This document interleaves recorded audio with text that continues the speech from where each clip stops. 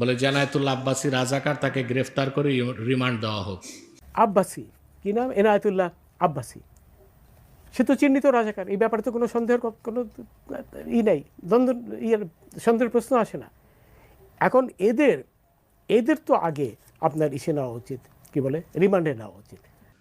সব পাগল কাফের না, কিন্তু সব কাফেরই পাগল হয়। কুখ্যাত কাফের তো এই জন্য পাগল হয়ে গেছে। কারে রাজাকার বলবে আর খুঁজে পাচ্ছে না। ও নাস্তিকটা নাকি বিচারপতি ছিল। এগুলো বিচারপতি না, বিচারপতি। একটি দেশের মধ্যে আমরা এখন বিভক্ত হয়ে যাচ্ছি। কেউ কাউকে রাজাকার বলতেছে, কেউ কাউকে মুক্তিযোদ্ধা বলছে। এসব হীনমন্যতার কারণে আমাদের বিভক্তি আরো বেড়ে যাবে।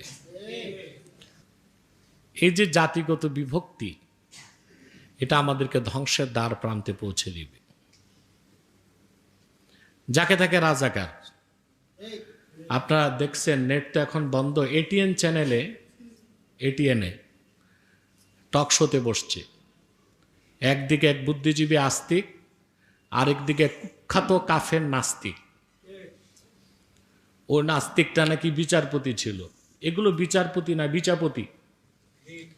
সে আমাকে বলে রাজাকার। আপনারা অনেকে দেখছেন, বলে জানায়াতুল্লাহ আব্বাসী রাজাকার, তাকে গ্রেফতার করে রিমান্ড দেওয়া হোক। তা আরেক বুদ্ধিজীবী বলতেছে, ওনার জন্মই তো দেশ স্বাধীনের অনেক পরে, উনি রাজাকার হয় কেমন করে? উনি বাংলাদেশের একজন অত্যন্ত প্রতিষ্ঠিত যশ আলেম, কিন্তু তার লক্ষ লক্ষ নয়, কোটি কোটি ভক্ত রয়েছে। এনায়েতুল্লাহ আব্বাসী, ডক্টর এনায়েতুল্লাহ আব্বাসী, এই যে স্কলার, অত্যন্ত জনপ্রিয় বক্তা, এবং একটা বিশেষ, যাকে বলা হয় ইসলামের একটা বিশেষ স্কুল বলা হয়, সেই স্কুলের উনি পীর মাশায়েখ। তো তার সম্পর্কে উনি খুব আপত্তিকর একজন বক্তব্য দিয়েছেন যে উনি রাজাকার, এনায়েতুল্লাহ আব্বাসী রাজাকার। আমি অত্যন্ত বিনয়ের সঙ্গে, উনি যেহেতু still he's a justice, retired whatever maybe, he's always justice. আমার প্রথম কথা হলো যে ডক্টর এনায়েতুল্লাহ আব্বাসীর জন্ম 1977 সনে, মহান মুক্তিযুদ্ধের 7 বছর পরে। এই ডক্টর এনায়েতুল্লাহ আব্বাসী কি করে রাজাকার হন? এবং সেই রাজাকার, ওনার মতো একজন মানুষ যদি এইভাবে ইসলামের যোদ্ধা, যদি হ্যাঁ, ওনার মতো একজন বোদ্ধা মানুষ যদি বাংলাদেশের ইসলামের, উনি 1977 সনে জন্ম নিয়েছেন, এত তরুণ বয়স হওয়া সত্ত্বেও এই মুহূর্তে ইসলামী বক্তাদের মধ্যে জনাব দেলোয়ার হোসেন সাইদির পরে যদি কাউকে কাউন্ট করা হয় জনপ্রিয়তার দিক থেকে, সবচেয়ে বেশি জনপ্রিয়। এবং তার এই যে কোটি কোটি তার ভক্ত অনুসারী, এখন আপনি একজন লোককে বলে দিলেন যে উনি রাজাকার।